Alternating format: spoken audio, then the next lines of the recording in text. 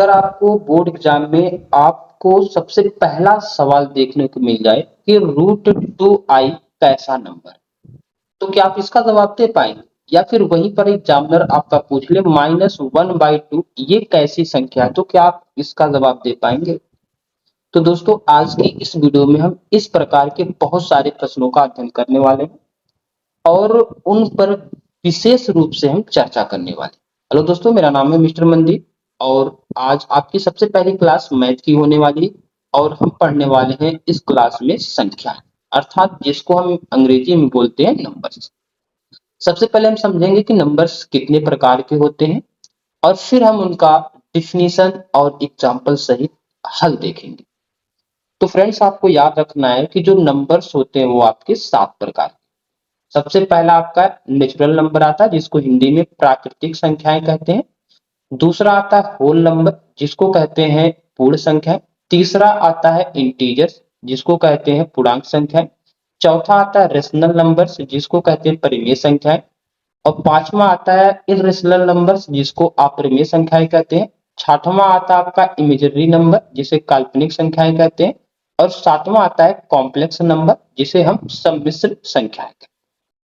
अब आइए इनके बारे में हम एक एक करके डिटेल में पढ़ते हैं। अब सबसे पहले हम समझते हैं कि नेचुरल नंबर क्या होता है, अर्थात प्राकृतिक संख्याएं क्या होती है। तो यहाँ पे परिभाषा लिखी गई है, वे संख्याएं जिनका प्रयोग गिनती करने के लिए किया जाता है उन्हें हम प्राकृतिक संख्याएं, अर्थात फ्रेंड्स ऐसे नंबर जिनका प्रयोग हम किसी वस्तु को काउंट करने में क्या करते हैं, यूज करते हैं, उसे हम नेचुरल नंबर्स कहते हैं। जैसे यहाँ पर देखेंगे आपको 1 लिखा गया, 2 लिखा गया, 3 लिखा गया, 4 लिखा गया, 5 लिखा गया। तो मैं आपको सादा घुमाऊंगा नहीं, मैं डायरेक्ट आपको बता दे रहा हूँ कि जो प्राकृतिक संख्याएं होती हैं वह 1 से शुरू होती है। कितने से शुरू होती है? 1 से। 1 हो गया, 2 हो गया, 3 हो गया और ये पहुंचती है आपकी इनफाइनाइट तक पहुंचती है, अर्थात अनंत तक पहुंचती है, जितनी संख्याएं आपको याद है। तो सीधा आप कहेंगे, अगर कोई आपसे पूछेगा कि प्राकृतिक संख्याएं क्या होती है तो आप बताएंगे प्राकृतिक संख्याएं वो होती है जिनका प्रयोग हम किसी वस्तु को गिनने में क्या करते हैं, यूज करते हैं। और दूसरा उसको आप बताएंगे कि जो प्राकृतिक संख्याएं होती है वो 1 से प्रारंभ होती हैं और वो अनंत तक जाती है। जैसे यहाँ पर देखेंगे विशेषताओं में मैंने लिख दिया है, विशेषताएं में मैंने लिखा कि प्राकृतिक संख्याएं 1 से शुरू होती है। ठीक है, तो 1 से शुरू होंगी, कौन सी संख्याएं वो होंगी? आपकी प्राकृतिक संख्या होंगी। इसमें जीरो शामिल नहीं होता है। ये आपकी दूसरी विशेषता है। तीसरी विशेषता कह रहा है कि इन संख्याओं का प्रयोग काउंटिंग अर्थात गिनती के लिए किया जाता है। अब यहाँ पे एक ध्यान देने योग्य बातें हैं, कह रहा कि प्राकृतिक संख्याएं का समुच्चय n होता है, अर्थात ये जो आपके पूरे नंबर है जिसको आपने लिखा 1 2 3 4 ऐसे डाट डाट करके आप इनफाइनाइट तक लेके गए हैं, इन सभी को हम n से रिप्रेजेंट कर सकते हैं, अर्थात दर्शा सकते हैं। अब आइए नेक्स्ट चलते हैं अगले टॉपिक की ओर। अगला हमारा है होल नंबर्स। होल नंबर्स क्या होता है? हिंदी में इसको बोलते हैं पूर्ण संख्या।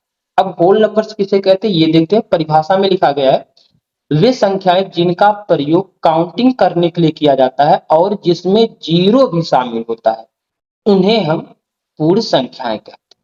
अब देखिए, जो हमने पढ़ा कि प्राकृतिक संख्या, तो आपको मालूम है कि प्राकृतिक संख्या जो होती है वो 1 से प्रारंभ होती है। किससे प्रारंभ होती है? 1 से। लेकिन यहीं पे जो हमारा होल नंबर्स होता है, जो पूर्ण संख्याएं होती हैं, उसमें तो 1 रहता ही रहता है लेकिन उसके पहले जीरो भी रहता है। जिन संख्याओं में जीरो हो, फिर 1 हो, फिर 2 हो, फिर 3 हो, फिर 4 हो, फिर ये ऐसे डाट डाट करके इनफाइनाइट तक गई हो, उसको हम बोलते हैं होल नंबर अर्थात पूर्ण संख्या। ठीक है, जैसे उदाहरण में आप देख सकते हैं ये जीरो से स्टार्ट हुआ है। अब कह रहा है विशेषताएं क्या है। इसमें विशेषताओं में लिखा गया है आपका कि जो पूर्ण संख्याएं होती हैं वो जीरो से प्रारंभ होती हैं। अब दूसरा कह रहा है कि इसमें धनात्मक संख्याएं और शून्य शामिल होता है, अर्थात अगर कोई ये कह दे कि -1 ऐसे लिख दे, कोई जीरो लिख दे फिर -1 लिख दे फिर कामा लगाकर -2 लिख दे, -3 लिख दे, ये पूछ ले क्या ये आपका होल नंबर है, तो आप बताएंगे जी नहीं, ये होल नंबर नहीं है। होल नंबर में जीरो होता है, ठीक है, लेकिन जीरो के बाद जो संख्याएं होती है वो पॉजिटिव में होती है, अर्थात +1 +2। आपको मालूम है कि प्लस लिखा नहीं जाता, इसीलिए हम इसको यहाँ पर 0 1 3 करके लिखते हैं। तो अगर माइनस आ जाए तो वो आपकी पूर्ण संख्याएं नहीं होंगी। फिर कह रहा है इन संख्याओं का प्रयोग काउंटिंग अर्थात गिनती के लिए किया जाता है।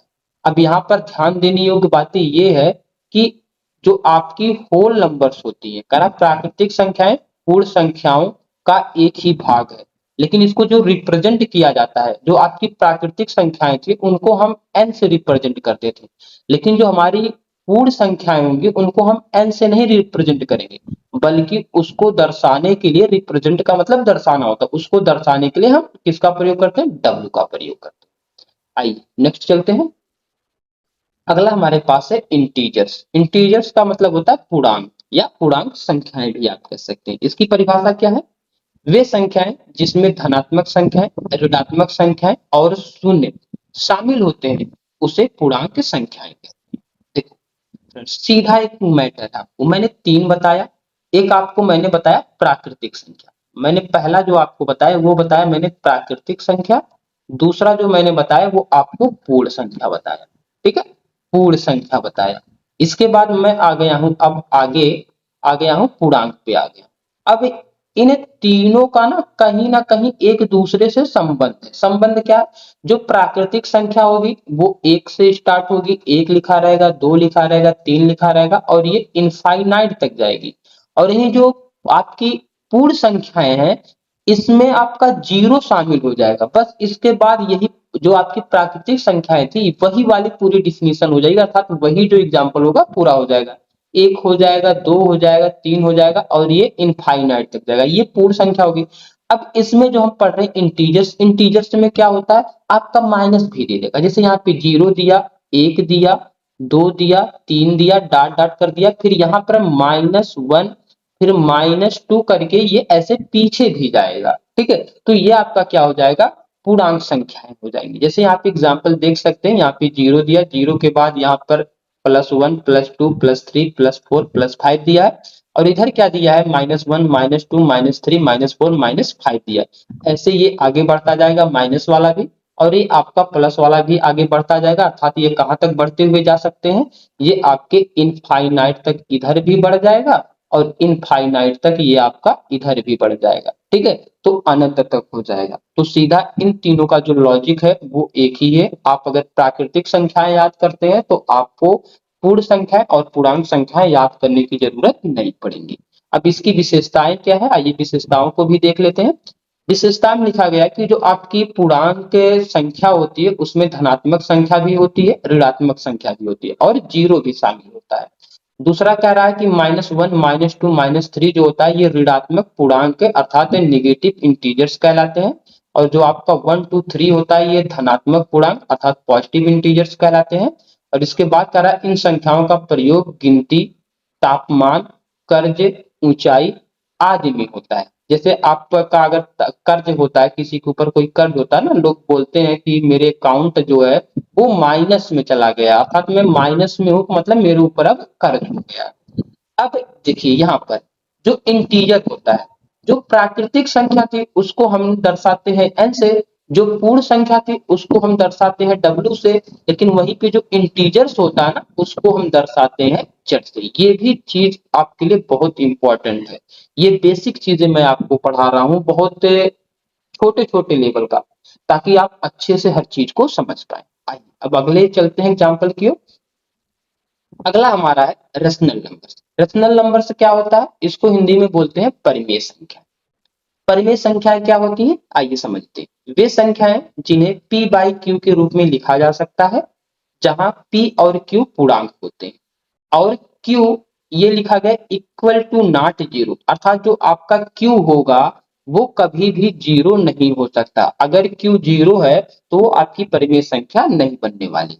जैसे उदाहरण के तौर पर यहाँ पर दिया है 1/2 कामा -3/4, 5/1 कामा दिया है -7/2। ये सब क्या है, आपकी परिमेय संख्या है। जैसे फ्रेंड्स देखिए, अगर मैं कह दूं यहाँ पर आपसे, जैसे मैंने सबसे पहला सवाल दिया था कि आपका √2i ये कौन सी संख्या है, ये तो अभी हमने पढ़ा नहीं, तो इसके बारे में भी हम बात नहीं करेंगे। लेकिन मैंने दूसरा क्वेश्चन आपको दिया था कि -1/2 ये कौन सी संख्या है, तो आप जान गए कि जिन्हें हम p/q के रूप में लिख सकते हैं और q जो होगा वो आपका जीरो नहीं होगा, उसे हम बोलते हैं परिमेय संख्या। जैसे यहाँ पर देखिए, यहाँ पे -3/4 लिखा गया है, तो यहाँ पर -1/2 लिखा गया, तो कहीं ना कहीं बस एक छोटी बड़ी गिनती है, लेकिन कहीं ना कहीं दोनों सेम ही है कि नहीं। तो आप बताएंगे कि सर ये जो हमारा -1/2 था, जो आप हमसे पूछे थे, इसको हम बोलेंगे ये हमारी परिमेय संख्या है। ठीक है, अब आइए इसकी विशेषता को देख लेते हैं।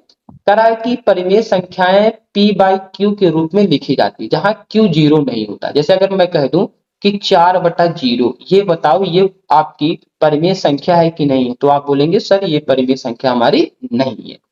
फिर आगे कह रहा है कि हर पूर्णांक एक परिमेय संख्या है, क्योंकि n बराबर जो होता है n/1 होता है, जहां n कोई पूर्णांक है। फिर कह रहा है आपका यहाँ वाला तीसरा, कह रहा परिमेय संख्याएं दशमलव रूप में या तो समाप्त होती हैं, अर्थात जो आपकी परिमेय संख्याएं होती हैं वो दशमलव रूप में भी हो सकती हैं। जैसे दशमलव रूप का मतलब, अगर मैं कह दूं कि 0.5 जो है वो आपका परिमेय संख्या है कि नहीं, तो आप बोलेंगे कि सर ये परिमेय संख्या है। क्यों है? क्योंकि जहां पर ये दशमलव है, आप इसको ऐसे लिख सकते हैं 5, यहाँ पे दशमलव, वहां पे एक बार दीजिए, उसके पीछे जितनी संख्याएं हैं आप उसको लिख दीजिए। तो अब ये 5/10 हो गया, इसको जब आप काटेंगे ना तो 1/2 आ जाएगा। तो 1/2 आपकी परिमेय संख्याएं होती हैं। अब यहाँ पे एक ध्यान देने योग्य बातें हैं। ध्यान देने योग्य बातें में क्या लिखा है? कह रहा है कि एक परिमेय संख्या, ठीक है, कह रहा है एक परिमेय संख्या, क्योंकि 0 बराबर 1/0 होता है, तो इसको आपको ध्यान नहीं देना, इसको जाने दो। कह रहा है कि परिमेय संख्या का समुच्चय q से दर्शाते हैं। अगर कोई संख्या परिमेय संख्या है तो उसको, उसका जो, ये जो आपकी पूरी सीरीज थी, इस पूरी सीरीज को आप लिख सकते हैं q लिख सकते हैं। क्या लिख सकते हैं? q लिख सकते हैं। चलिए आइए अगला देखते हैं। अगला हमारे पास है इर्रेशनल नंबर। इर्रेशनल नंबर का मतलब होता है अपरिमेय संख्या। आइए समझते हैं अपरिमेय संख्या क्या होती है। कह रहा है कि वे संख्याएं जिन्हें p/q के रूप में नहीं लिखा जा सकता है। उस कह रहा है कि जहां p और q पूर्णांक है, कह रहा है और q जो है वो जीरो नहीं है। कह रहा है कि भैया जो आपकी इरेशनल नंबर्स होते हैं उन्हें हम p/q के रूप में नहीं लिख सकते, अर्थात p/q के रूप में हम अपनी अपरिमेय संख्या को नहीं लिख सकते हैं। और यहाँ पर भी आपका एक कंडीशन, जो ये आपका q होगा ना, वो ना तो परिमेय में जीरो होगा, ना तो अपरिमेय में जीरो होगा। इस बात को भी आपको ध्यान देना है। जैसे उदाहरण के तौर पर यहाँ पर लिखा गया है √2, ठीक है, इसके बाद लिखा गया है √3, इसके बाद लिखा गया है √5।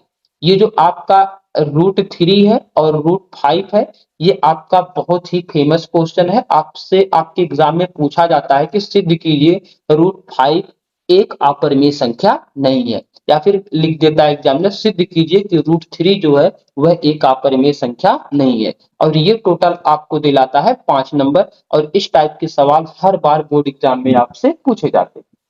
आइए नेक्स्ट देखते हैं इसकी विशेषताएं क्या क्या है। कह रहा है कि अपरिमेय संख्याएं p/q के रूप में व्यक्त नहीं की जाती। और यहाँ पर एक चीज और ध्यान देना कि जहां p और q पूर्णांक है, लेकिन q जो होता है वो जीरो नहीं होता है। दूसरा कह रहा है इसका दशमलव रूप अनंत और कह रहा है गैर आवर्ती होता है। इसका जो दशमलव रूप होता है वो अनंत तक जा सकता है। इसका कहने का मतलब ये कह रहा है इन संख्याओं को पूर्णांक, भिन्न या आवर्ती दशमलव के रूप में व्यक्त नहीं किया जा सकता है। फिर लास्ट वाला आपका कह रहा है कि सभी अपरिमेय संख्याएं वास्तविक संख्याएं होती है, अर्थात जितनी भी हमारी अपरिमेय संख्याएं होती हैं वो हमारी वास्तविक संख्याएं हो सकती है। अब यहाँ पे ध्यान देने योग्य बात ये है कि अपरिमेय संख्याओं का समुच्चय, जैसे यहाँ पे ये लिखा गया ना, जैसे ये आपका √2 लिख दे हम, √3 लिख दे हम, इसके बाद 5 लिख दे रूट, इसके बाद √7 लिख दे, तो ये जो नंबर सीरीज चल रही है, इस पूरे नंबर सीरीज को हम आई से रिप्रेजेंट करते हैं। इस पूरे नंबर सीरीज को हम आई से रिप्रेजेंट कर सकते हैं। चलिए आइए आगे देखते हैं। अगला हमारे पास है इमेजनरी नंबर। इमेजिनरी का मतलब क्या होता है? काल्पनिक संख्याएं होती हैं। वे संख्याएं जो होती नहीं, हम केवल मान लेते हैं। जैसे यहाँ पे लिखा गया ना कि वे संख्याएं जो वास्तविक संख्याओं की तरह रेखा पर निरूपित नहीं की जा सकती हैं, उसे काल्पनिक तरह की संख्याएं कहते हैं। जैसे आप लोग देखे होंगे, ये आपका एक ग्राफ बनता है जिसमें आपको मालूम होता है कि चतुर्थांश होता है, ये प्रथम होता है, ये द्वितीय आपका होता है, ठीक है, ये आपका तृतीय होता है, और ये आपका क्या होता है, चतुर्थ होता है। आपको इसमें मालूम है कि ये पॉजिटिव होता है, ये निगेटिव होता है आपका, ठीक है। इसके बाद जब इधर जाएंगे तो ये पॉजिटिव होता है, ये निगेटिव होता है। तो प्रथम चतुर्थांश में आपको बताया गया होगा कि ऑल पॉजिटिव होते हैं। यहाँ पे बताया गया द्वितीय चतुर्थांश में बताया गया है आपको कि ये जो होता है, ठीक है, ये आपको मालूम है कि ए एक्स अक्ष है, ठीक है, ए भी आपका एक्स अक्ष है, लेकिन ये माइनस वाला है, ये कैसा है, प्लस है। ये आपका वाई अक्ष है, ये प्लस है, ये वाई अक्ष है, ये क्या है, आपका माइनस है। तो द्वितीय चतुर्थांश में आपका जो होता है, इसमें ये देखो लिखने का तरीका होता है, जैसे ये x वाला है ना, तो सबसे पहले x को लिखेंगे, तो जो हमारा x होता है वो माइनस होता है, फिर जो y होता है वो हमारा प्लस होता है। अब ऐसे तृतीय चतुर्थांश में आएंगे तो माइनस कामा माइनस होता है। ऐसे चतुर्थ है जब चतुर्थांश में आएंगे तो प्लस कामा हमारा क्या होता है, माइनस होता है। ये आप लोग बहुत अच्छी तरह से जानते हैं क्योंकि ये आपके सिलेबस में है, नहीं तो जब मैं चतुर्थांश पढ़ाऊंगा तो वहां पर मैं इसको अच्छे से क्लियर कर दूंगा। तो ये बात हो गई। अब हम इमेजिनरी नंबर को क्या करते हैं, इसको भी हम आई से ही रिप्रेजेंट करते हैं, ठीक है, इसको भी हम क्या करते हैं, आई से रिप्रेजेंट करते हैं। तो आइए विशेषताओं के बारे में भी थोड़ा सा देख लेते हैं। अब हाँ, एक चीज मैं भूल रहा था कि ये आई क्या होता है, ठीक है। जैसे यहाँ पे आई बराबर इसने लिख दिया कि minus under root minus one, अब फिर यहाँ पे लिख दिया टू आई लिख दिया, तो इसका मतलब ये हमारा क्या होगा। तो फ्रेंड्स आपको जानना है, ये जो आई है, इस संख्या को हम कुछ भी खुद से मान सकते हैं। किससे मान सकते हैं, खुद से, चाहे जो हम मान ले। जैसे मैं कह दूं कि मैं आई बराबर 8 मानूंगा, अब कोई दूसरा कह दे नहीं नहीं मैं आई बराबर 8 नहीं मानूंगा, मैं 7 मानूंगा, कोई कह दे नहीं नहीं मैं 7 क्यों मानूं, मैं तो 9 मानूंगा। तो ये काल्पनिक होती है, ये आपके अपने विचार में होते हैं, इसीलिए इसको काल्पनिक नंबर कहा जाता है। अब हमने एक क्वेश्चन दिया था, आप बताइए अंडर रूट टू आई ये कैसी संख्या है, तो भैया ये आपकी काल्पनिक संख्या है। तो मैंने दोनों प्रश्नों का उत्तर दे दिया है। आइए अगला देखते हैं और अपना लास्ट देखते हैं। लास्ट वाला हमारा जो सातवां है वो कॉम्प्लेक्स नंबर है, जिसको हम बोलते हैं सम्मिश्र संख्याएं, ठीक है। सम्मिश्र संख्याएं क्या होती हैं, लिखा गया वे संख्याएं जिनका रूप a प्लस बी आई होता है, करा जहां a और b वास्तविक संख्याएं होती हैं, ठीक है, करा और i बराबर अंडर रूट माइनस वन, करा उसे सम्मिश्र संख्याएं कहा जाता है। जैसे यहाँ पर उसने लिख दिया ना, यहाँ पर उसने लिख दिया कि 3 लिख दिया प्लस 2i, तो यहाँ पर उसने i का मान दे दिया है, तो आप लिखेंगे 3 टू रूट माइनस वन, तो ये लिखेंगे तो ये आपकी क्या हो जाएगी, सम्मिश्र संख्याएं हो जाएंगी। अब इसकी विशेषता क्या दिया है, सम्मिश्र संख्याएं सामान्य रूप से a प्लस बी आई के रूप में लिखी होती है।